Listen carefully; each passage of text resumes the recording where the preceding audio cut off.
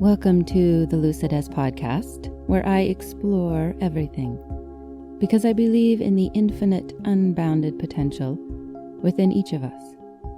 This is Shelley, a fellow seeker and a lover of life's mysteries. I invite you to join me and explore your uncharted depths.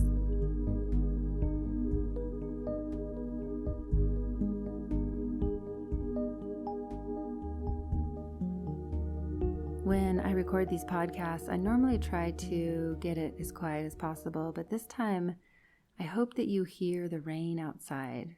It's really quite beautiful for me to be recording with it. So if that comes through, I hope you enjoy that. The other thing I want to say before I start is before I can record a podcast, I need to have embodied and lived the wisdom that I'm sharing. This podcast is unique so far on my journey because it's been 3 months of deeply integrating what I'm about to share.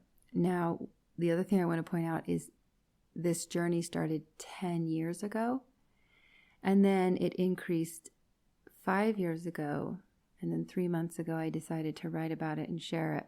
So this is an enormous journey compacted down into one.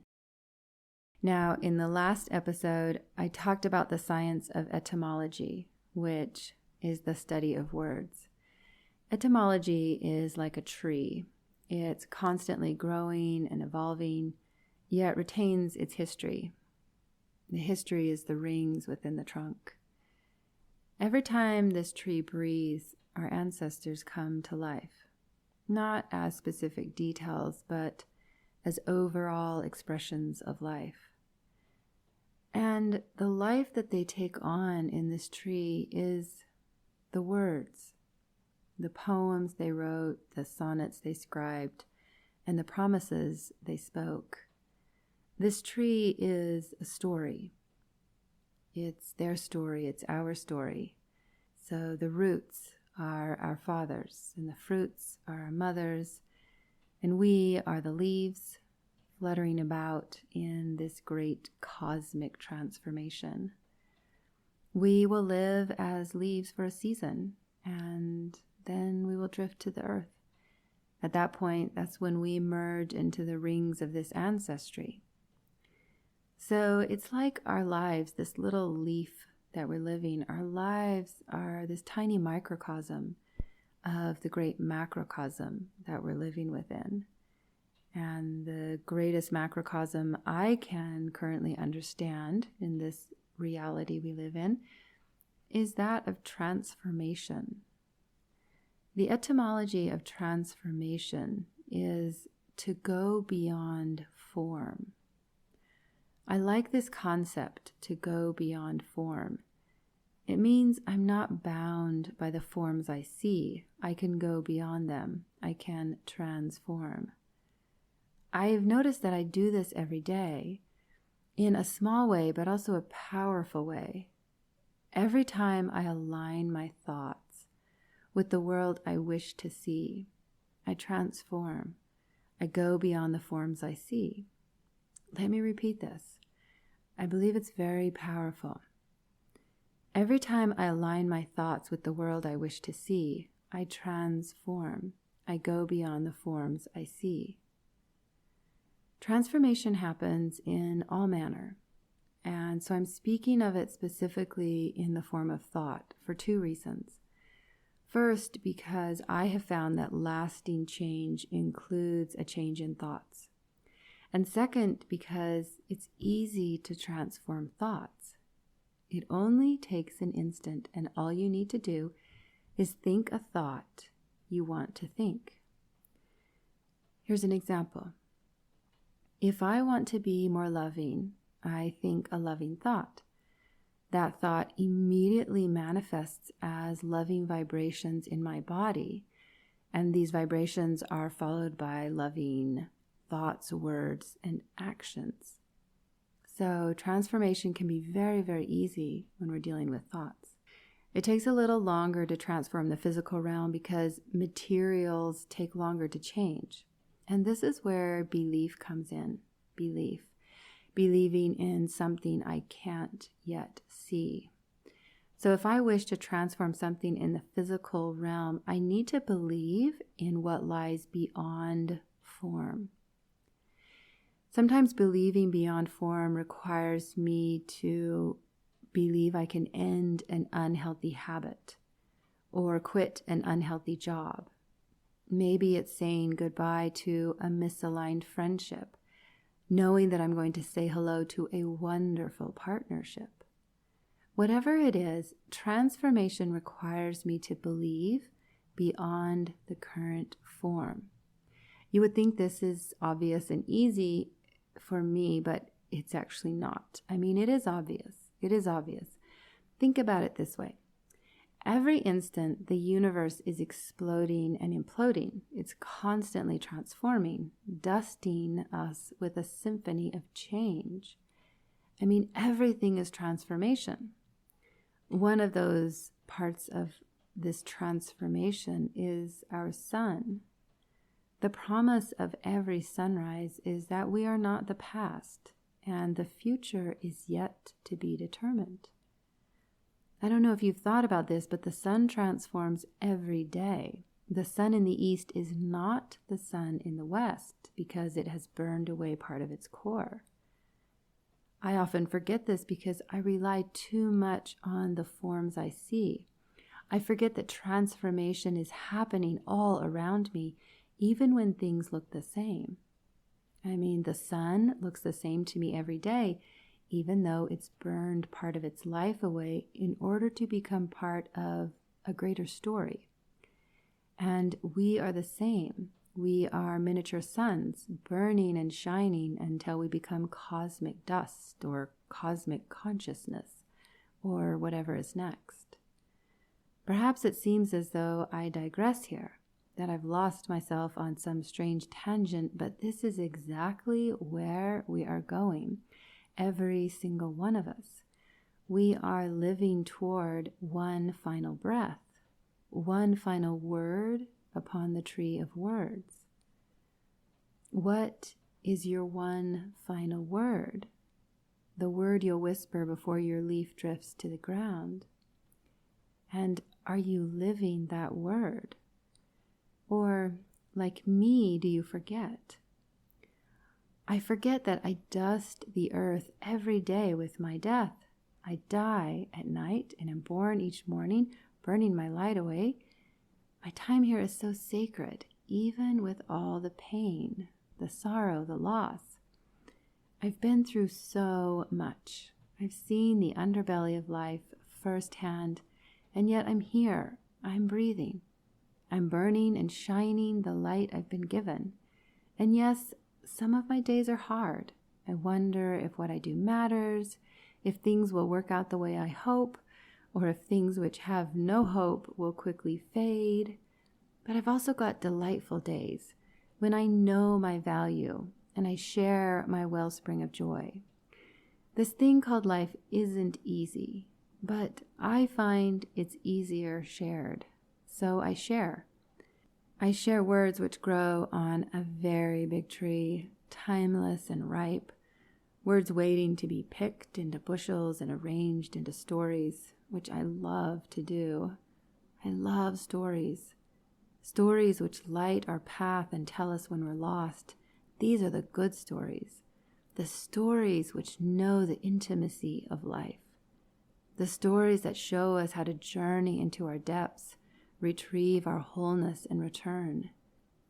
These are the magical compasses, because no matter where we are in space or in time, good stories know the way. But so many of our stories have been lost or are mere fragments of what they once were. Clarissa Pinkola Estes wrote a wonderful book about old stories. I love it. It's called Women Who Run with the Wolves. Joseph Campbell also wrote a wonderful book about old stories. I love this one as well. It's called The Hero with 1,000 Faces.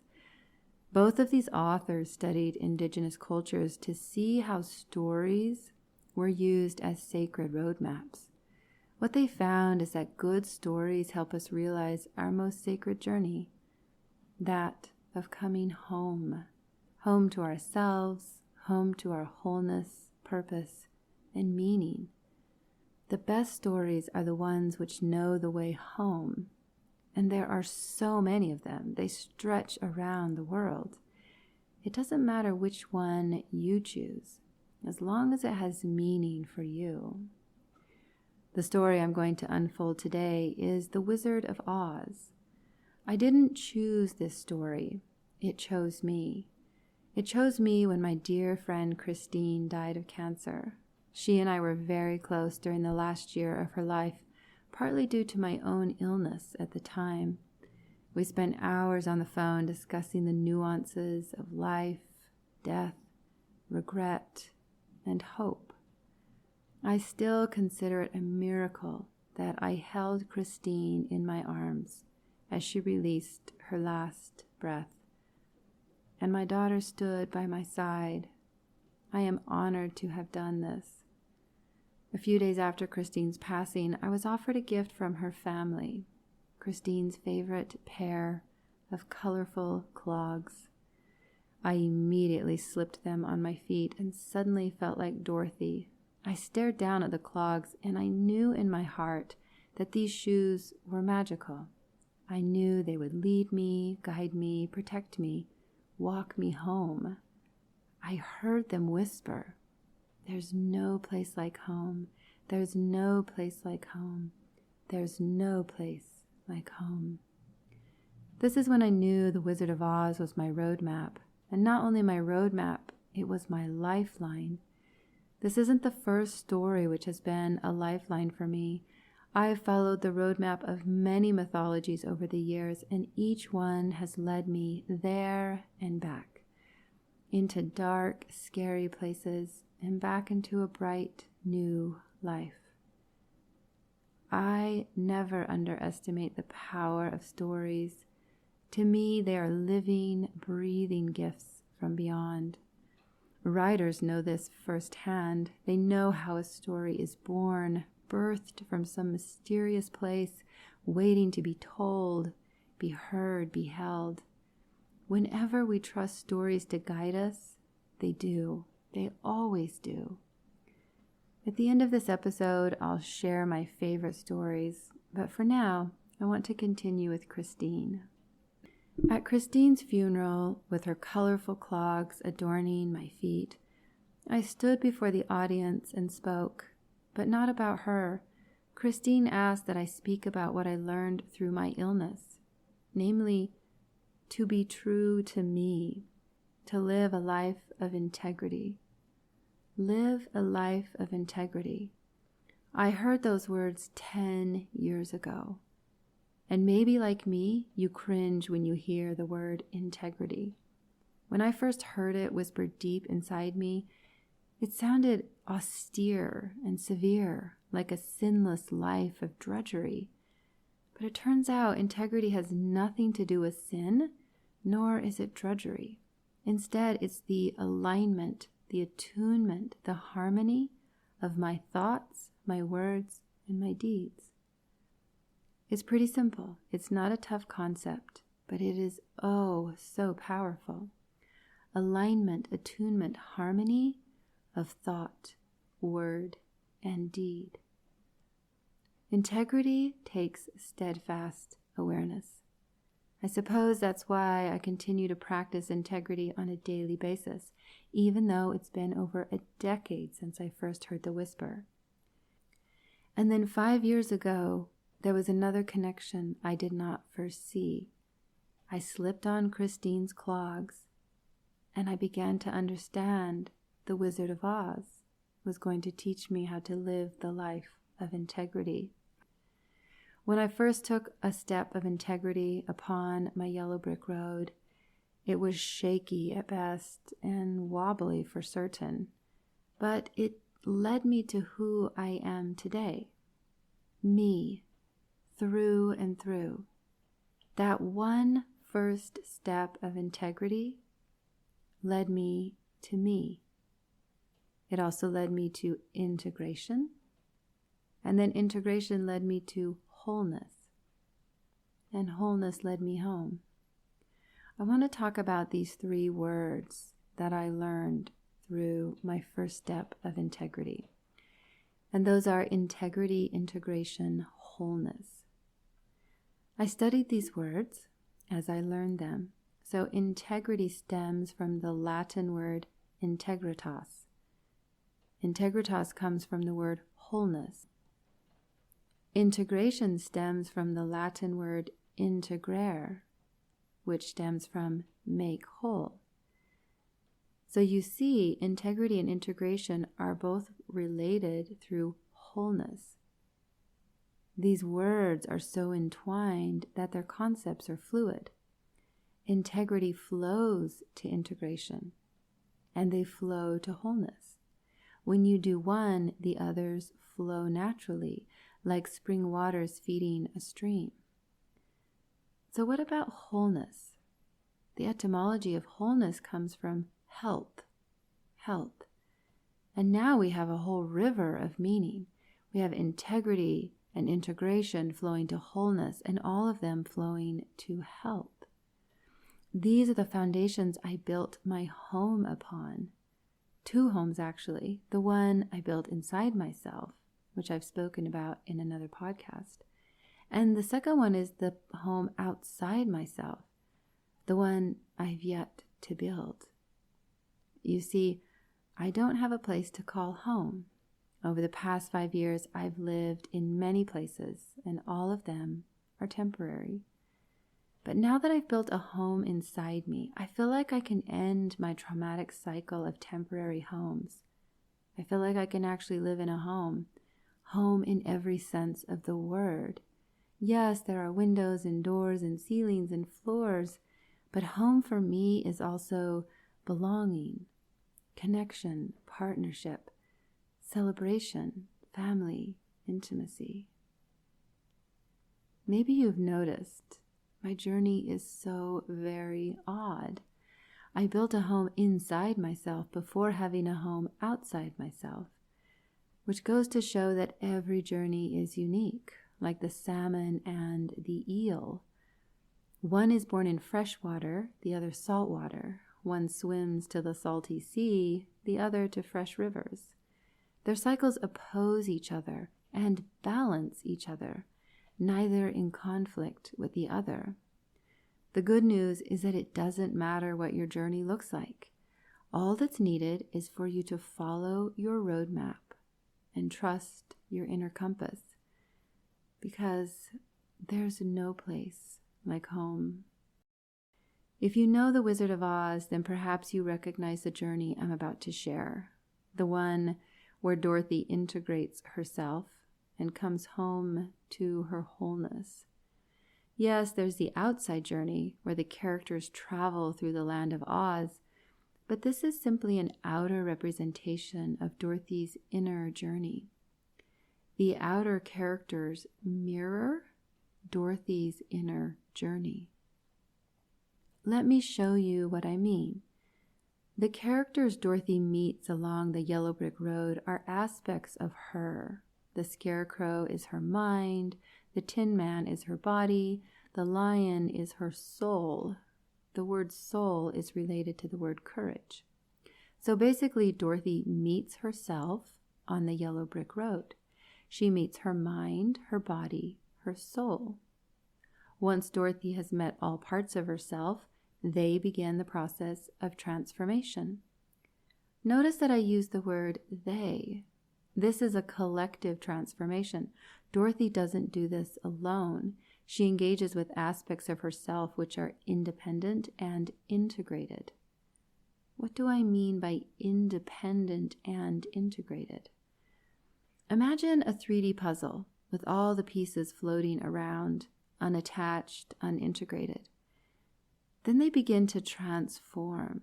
They go beyond their current form, and they fit into each other. They integrate into a whole as independent pieces. They are independent and integrated. This is exactly what Dorothy is about to do. She's about to integrate her independent pieces, her mind, body, and soul. She does this by way of challenges. Challenges are nothing more than opportunities to go beyond present form, to transform. I want you to pause and think about this. Challenges are opportunities to go beyond present form. Some challenges are difficult, others are easier, but each one is an opportunity, a gift, waiting to be opened. So why don't we see challenges as gifts? Why do we shy away from the scary forest and the dark castle, or even the miraculous chance to meet a wizard? Why don't we face our challenges with integrity, integration, wholeness? There are a million reasons, billions actually, but I'm going to only address one because it encompasses nearly all others. What is that one reason? The reason we don't face our challenges with integrity, integration, and wholeness. We've lost our roadmaps, our stories. We don't know the way.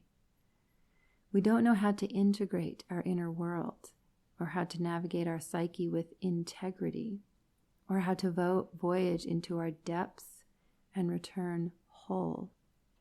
Voyage into our depths and return whole. We need stories, good stories, to show us the way, how to integrate, navigate, voyage there and back safely, wholly. Let me repeat a bit of this because it's a lot. Good stories are roadmaps. They manifest our inner journey in outward form. They do this so we can see how to go beyond form and transform. Good stories know the compass lies inside each of us. They know this inner compass will guide us, reassure us, and remind us that we're not alone, even when we feel alone. Good stories show us the ups and downs, the ins and outs, the rhythms of life. Like breathing, our most basic rhythm. Inhale, expand. Exhale, empty. But a good story doesn't stop there. It also gives us signposts. And these signposts tell us when we need to pay close attention and listen carefully. Once upon a time, a long, long time ago, and possibly even tomorrow, a story began to unfurl. The first ribbons of the story swirled into a huge tornado until a dark column spread upward into the heavens and swept low across the plains. A young lady named Dorothy was caught in the swirling dust, along with her loyal companion, a dog named Toto. Suddenly, the tornado whips and spins into a frenzy until it sucks Dorothy and Toto and the home up, and away. Far, far away they go until the tornado drops them in a strange and foreign land. Dorothy looks around and recognizes nothing. Nothing is the same. Everything looks different. Everything feels different. Dorothy has no idea what is going on. Here's the first notable signpost in this story. Let's read it. Welcome to the unexplainable, the mysterious, and the bizarre. Keep walking. Okay, this signpost states the obvious, but sometimes I need to hear the obvious, especially when I don't know where I am. When nothing is familiar or comfortable or known, I need a reminder to keep walking because I'm afraid I'm lost and I don't want to get more lost. Dorothy heeds the signpost and is about to keep walking when an unexpected event blesses her with a pair of magical shoes. Ruby red slippers which glitter with promise.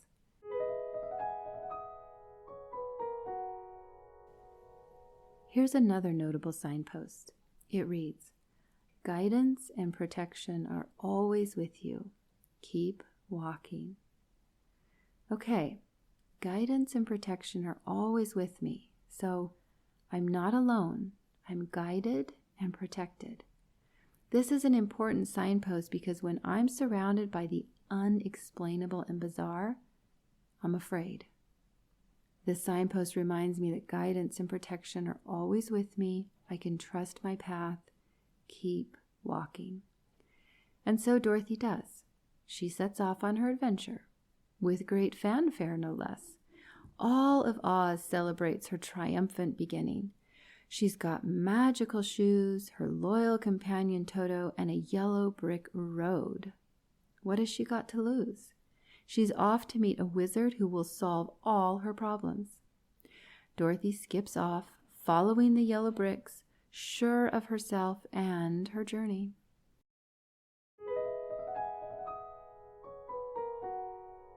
Here's another signpost.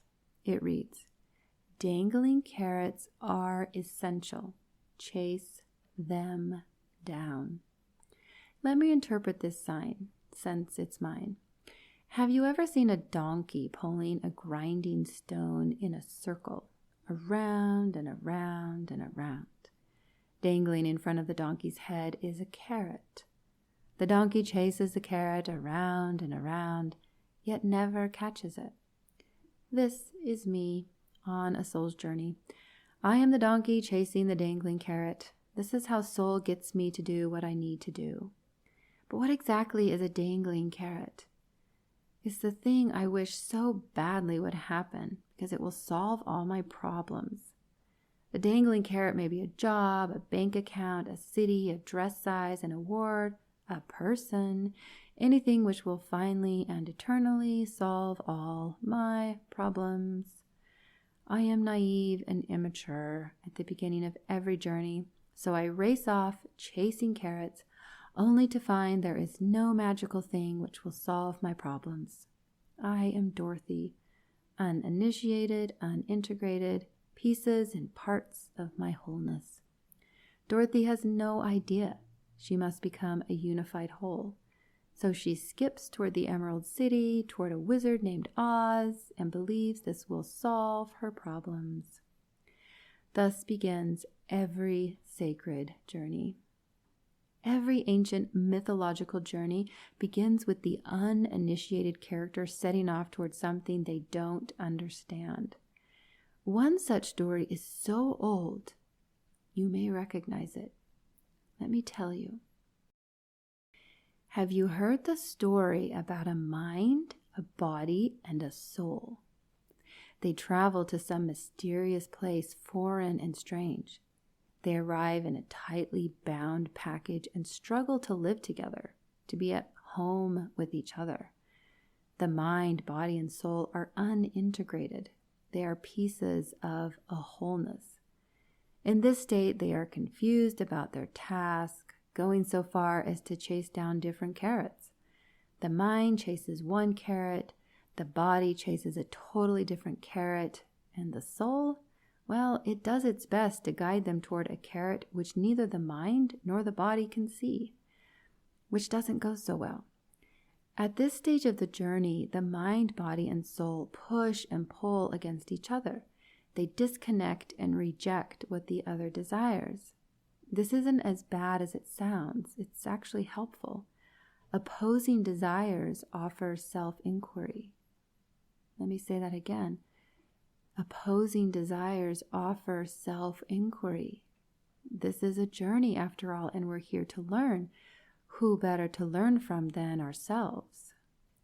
One question at this stage that was very helpful is, what do I truly love? Before I go on, I'd like to pause. I want to honor each of you on this journey as a mind, body, and soul. This isn't an easy triad to integrate. It requires us to let go of fear and run toward love. No matter what that is for you, run toward love. Love is soul's compass. Love is true north. Running toward love is scary, and the true north of our dreams can feel a very long way from where we are. So I want you to know that I see you as you are, where you are. You are beautiful. And I thank you for sharing this journey. Now, back to the inquiry I mentioned. What do I truly love? And am I running toward what I love? I encourage deep inquiry on these questions. They are worth your time, whether that's through meditation or writing, anything you want to do. Spend time with these questions because they lead you to the ageless wisdom. Know thyself.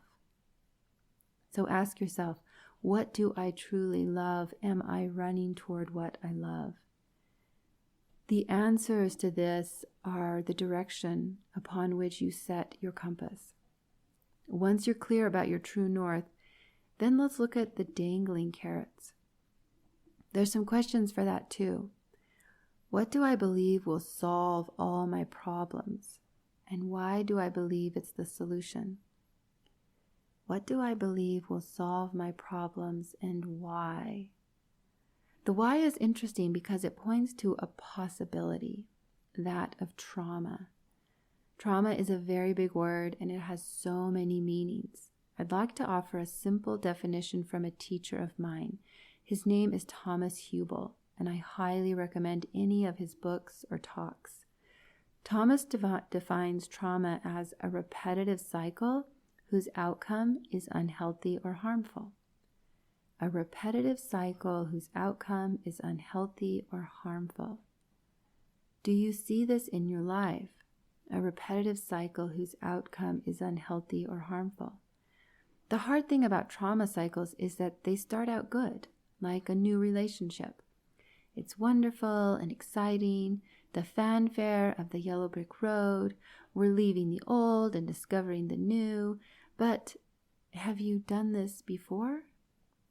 Maybe your trauma cycle is eating or alcohol, drugs, sex, lying, stealing, jealousy, gluttony, greed, cruelty, violence to your children, your partner, or yourself. How many times have you repeated your cycle? 10? 100? 1,000? Let's say Dorothy repeats her journey 10 times but hasn't met the wizard. She keeps getting lost in the dark forest. What can she do to break her repetitive cycle? What advice would you give her? What advice would you give yourself?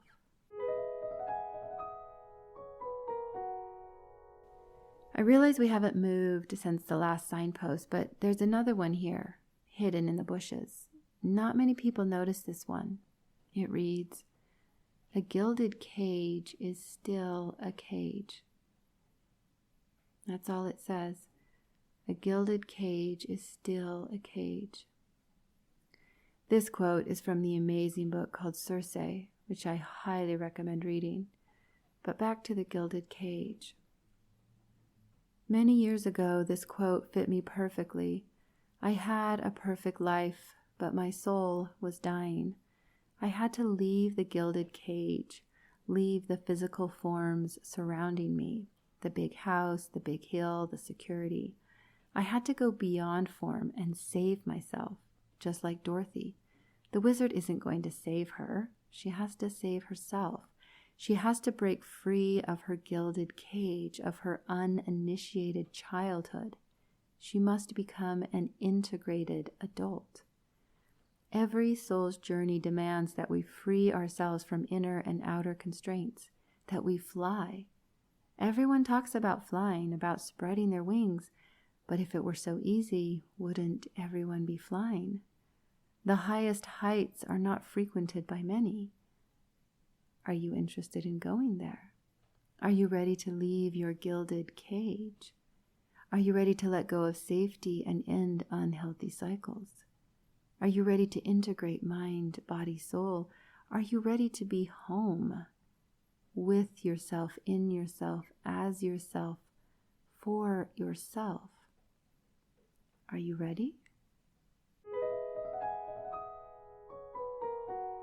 We're off to see the wizard.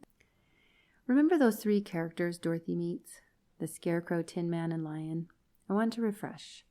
The The Scarecrow is her mind, the Tin Man is her body, the Lion is her soul. Once Dorothy meets these parts of herself, they begin a collective transformation. Notice the word they. They are the individual aspects of Dorothy's being, and they collectively transform. And as we said, they do this through trial and error. They encounter challenges which require an integrated self. These challenges are not arbitrary. They have purpose. They give Dorothy a chance to go beyond her present form. Now, Dorothy doesn't understand any of this. She's pretty clueless. But she intuitively does the best thing possible. She befriends all the parts of herself. Here's another signpost. Be kind to everyone. We are all children walking each other home. This signpost is a merging of the 14th Dalai Lama and Ram Dass. Dorothy is a master of their combined wisdom. She is kindly to everyone she meets, and she walks them home. Dorothy doesn't judge the scatterbrained Scarecrow. She befriends her mind. Dorothy doesn't berate the rusted, armored Tin Man. She befriends her body. Dorothy doesn't ridicule the cowardly lion. She befriends her soul. Dorothy befriends all aspects of herself. Dorothy befriends herself. I want to repeat this because it is precious. Dorothy befriends herself. I'd like to take a moment right now, right here, and practice this. Befriend yourself. Befriend your mind. Hello, mind. Thank you for all you do for me. Befriend your body. Hello, body. Thank you for all you do for me. Befriend your soul. Hello, soul. Thank you for all you do for me. Befriend yourself.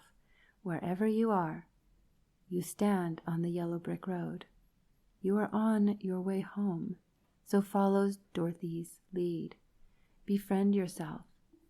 Walk home, one yellow brick of kindness at a time.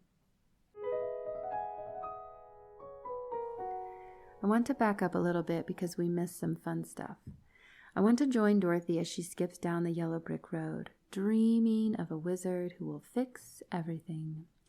We're off to see the wizard.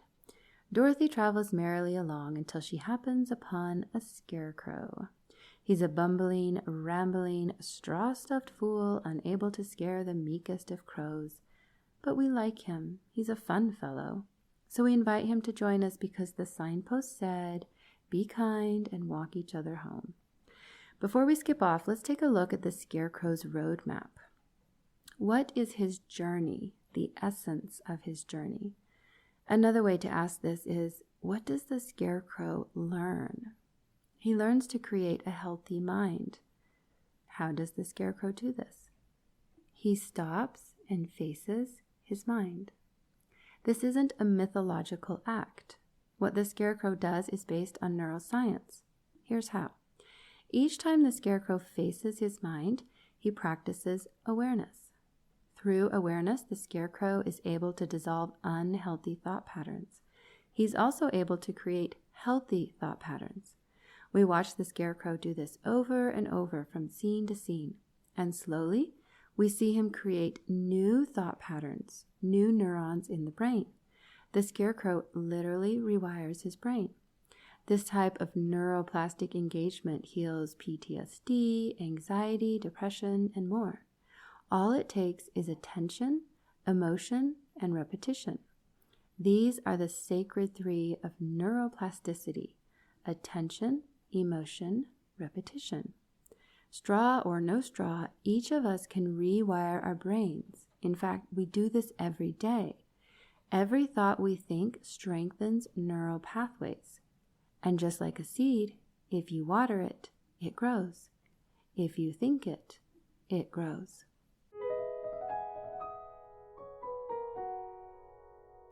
The Scarecrow's signpost reads, "Be aware, build a healthy mind." Okay, what is a healthy mind?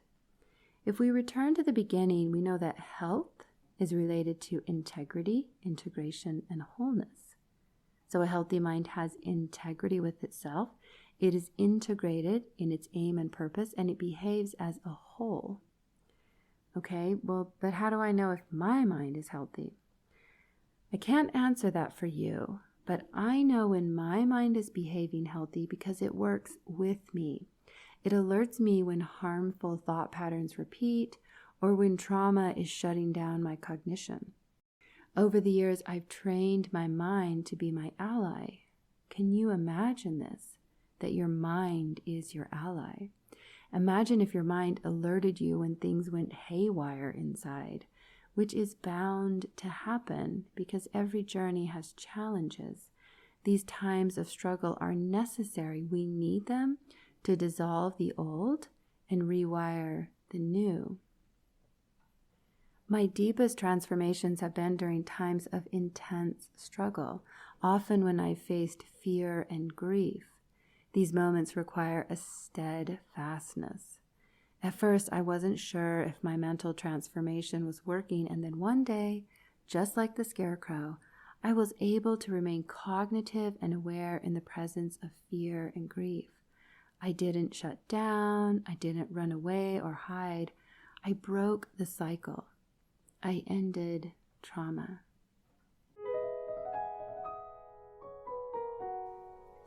Let's skip down the yellow brick road again, this time with Dorothy and the scarecrow. We travel merrily along until we happen upon a tin man.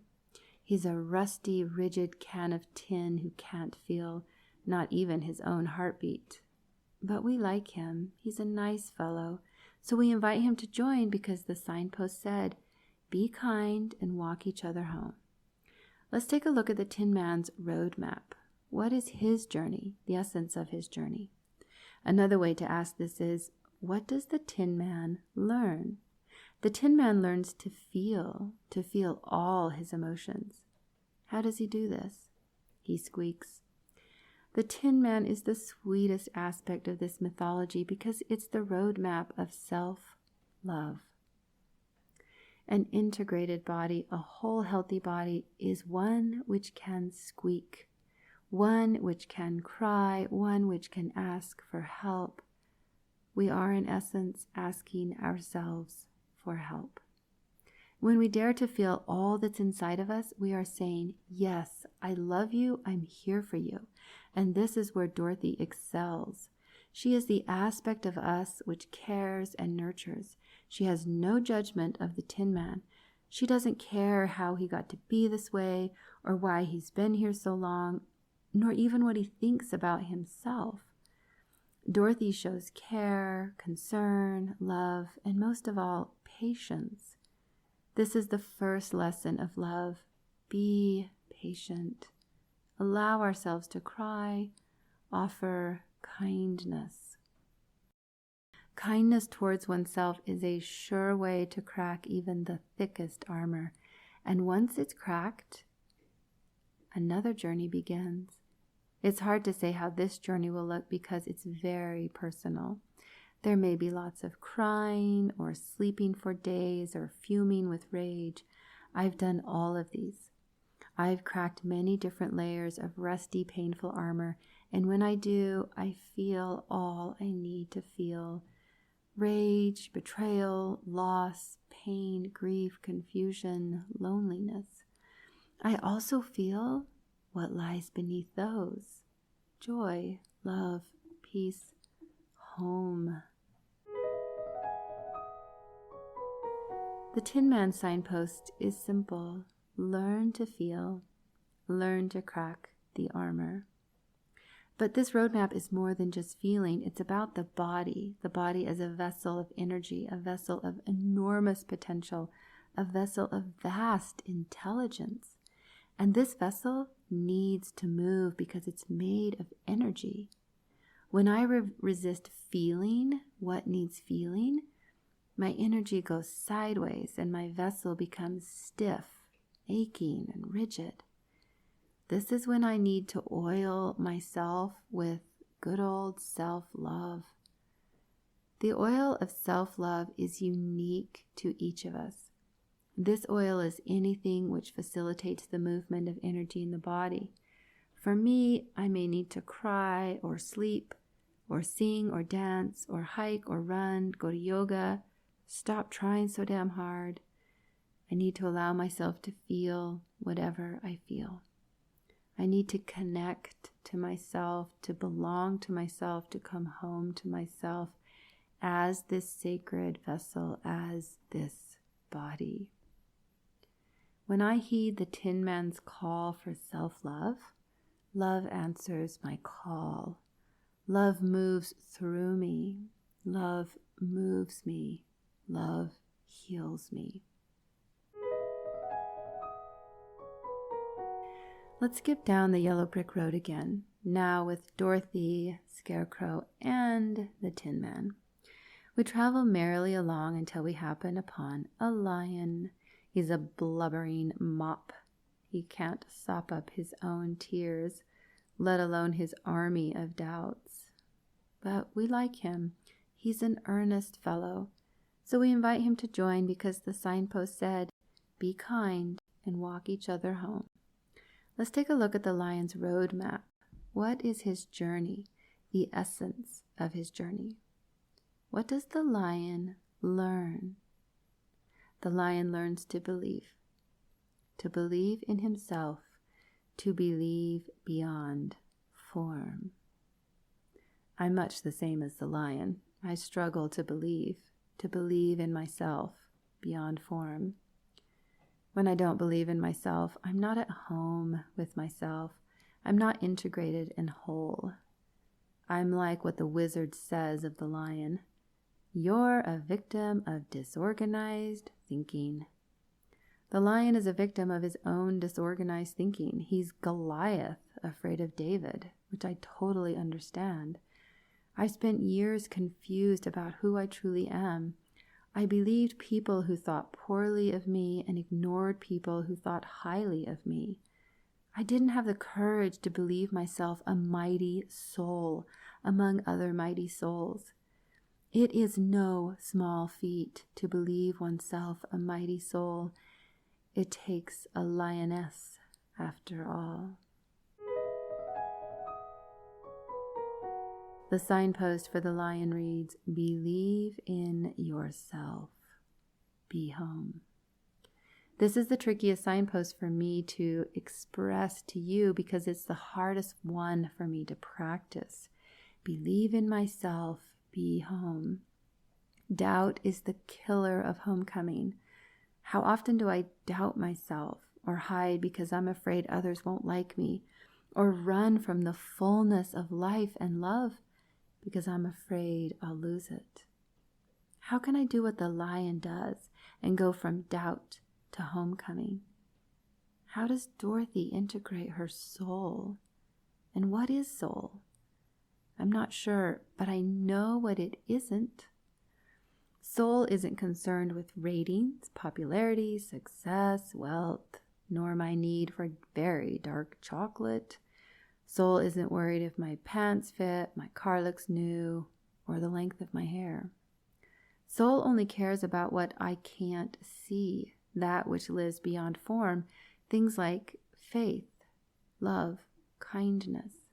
Soul only cares about the vibration and energies that then produce form. Maybe now you see why this is so difficult. Soul requires me to integrate something which has no form. I believe this is why the lion struggles through the whole movie. She is attempting to believe in something she can't see, her worth, her value, her innate nobility. In the end, the lioness chooses to believe those around her, those she trusts, those who love her. She chooses to believe what they believe about her. Maybe this sounds counterintuitive. Isn't this all about an inner journey? Yes, but these are all parts of Dorothy. It's like trusting a positive thought, one which feels good in my body, and letting go of a painful thought. I trust my body as my compass. As I said, this is tricky for me to express. even though I practice believing in myself every day. So if this section feels disorganized and wonky, I take responsibility. Maybe in another 10 years, I'll be able to explain this with more clarity. For now, let's move on to Dorothy. Dorothy is the perfect vessel. She may be uninitiated and unintegrated, but she's thoughtful, steadfast, and honest. And she is most assuredly herself. She never pretends to be anyone else. The irony of Dorothy's success is that she gets where she needs to go simply by being herself, by having integrity. She doesn't do anything special. When she tosses water on the Witch of the West, she's only trying to save her friend, the Scarecrow. It is her act of kindness which leads to her integration, to her success. Success is a tricky word in the realm of soul. It's different from my material definition. Success for soul may be when part of me dies because it keeps me sick. Success for soul may be when I forgive someone who hurt me, even though they never apologized. Success for soul may be giving up the fancy dream because the small one, the one I can't even see, leads me home. Success for soul is when I journey with soul every minute of every day. It doesn't take anything special to succeed with soul. It only takes me being me, you being you, integrated, mind, body, soul. When Dorothy is integrated, she interprets the signposts and follows their guidance. And she doesn't give up, even when the wizard reveals the truth. Each of us will save ourselves. Each of us is the hero of our life. Each of us will risk all we've ever known in order to face the things we fear most, because we want to be whole. We want to be home. This is soul's roadmap. What about Toto, her loyal companion, and the wizard and the witches? I've decided not to touch upon them because they're deep rabbit holes. If you remind me in the future, I'll revisit them.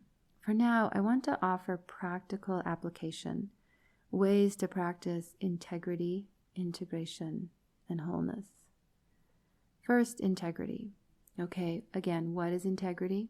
After many long years, integrity is the harmony of thought, word, and deed.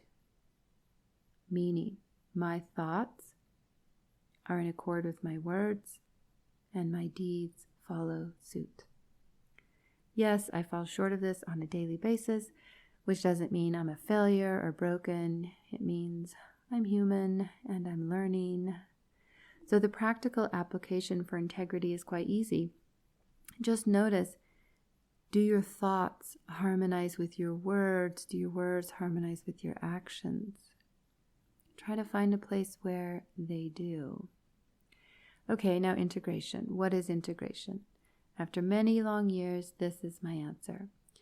Integration is when my parts behave as both individuals and collectives. I don't want my mind to behave like my body, nor my body to behave like my soul. I want them to express their unique natures while being integrated. So the practical application for integration: let your mind be your mind, your body, and your soul, and then unify them in purpose, meaning, and aim. Be patient on this one. Integration takes time. You might want to begin by just discovering, what is my mind? What is my body? What is my soul? And then maybe consider how they might collaborate in a unified purpose or meaning. And now wholeness. Wholeness is holy. It's sacred. That's the etymology of this word, holy, sacred. So what is holy and sacred? After many long years, this is my answer. You, me, us. Each of us is a sacred jewel. shimmering upon a cosmic web, refracting light into the ethers. We are stunning upon this collective web and brilliant in our uniqueness.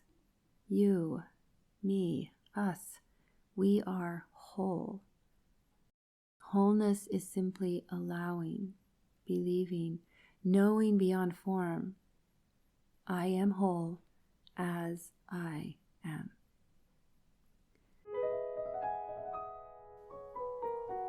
As I said, I first heard the word integrity over 10 years ago, and then I began walking in Kristine's clogs about 5 years ago.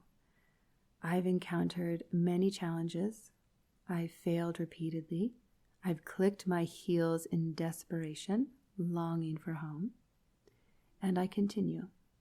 Today my work is to build a home outside me, a place for my heart to flame and my soul to thrive. I would love a hearth with a fire, windows and doors whose latches are welcoming, a place for personal introspection, growth in partnership, and endless adventure, a place with the deep roots of my fathers and the rich fruits of my mothers, a place just like the home I've built inside me. I'm nearly done with the story of Oz. I can feel it ending, just there, beyond my fingertips, beyond form. My magical shoes are ready to take me home, but this isn't the end, it's the beginning of another story. I'm not sure what this new story is, but I know that I'll walk it with integrity, integration, and wholeness. The story of Oz isn't the only story I've lived. As I mentioned, there have been many. I love them all because each one got me there and back safely. They are my living, breathing ancestors. Words are alive. I'd like to share a few of the stories that have helped me along the way. They may not resonate with you, but perhaps they'll lead you to stories which do. I'll also list these in the notes section. The first story, The Disobedience of the Daughter of the Sun. It's by Martine Prechtel. I've read this one so many times, and it's a great introduction to indigenous storytelling. It's a short book, but take your time. It requires full attention. The second story, The Handless Maiden. This story is in the book Women Who Run with the Wolves by Clarissa Pinkola Estes. I've read this one about 12 times over a decade. That's how long it took me to grow back my hands. The third story, Raggedy Boy. This story is expertly tucked into a book called Stealing Bonifacio's Roses. It's another book by Martine Prechtel. This is an old Mayan tale about traveling to the underworld and gambling with the gods and goddesses to recover what you've lost, what you love. I've read it too many times to count, and I highly suggest if you're ever going to plant seeds in the earth, you read this story. The fourth, I would suggest any indigenous mythologies, the old untouched stories, back when there were tales of loss. Loss is a crucial part of any soul's journey, so find mythologies which haven't been stripped of this sacred lesson. And then I mention again The Hero with 1,000 Faces by Joseph Campbell. He explains what I've attempted here far better and more beautifully. Before I say goodbye, I want to read the signposts again, because I think they sum up the journey of life quite beautifully. Welcome to the unexplainable, the mysterious, and the bizarre. Keep walking. Guidance and protection are always with you. Keep walking. Dangling carrots are essential. Chase them down. A gilded cage is still a cage. Be kind to everyone. We are all children walking each other home. Be aware and build a healthy mind. Learn to feel, learn to crack the armor. Believe in yourself. Be home. Every time I slip my feet inside Kristine's clogs, I feel like Dorothy, like an eternal traveler along a path of bricks which only lead deeper and deeper, a spiral, a calling, a whisper. There's no place like home. There's no place like home. There's no place like home. And so, without an outer home, yet with an inner home of integrity, integration, and wholeness, I bid you farewell.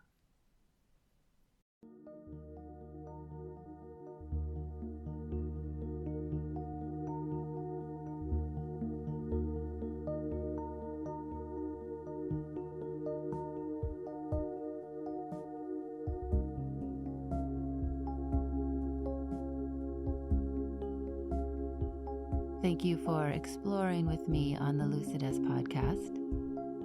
It is my hope that you discovered new wisdom within yourself and are inspired to live your unique strokes of genius.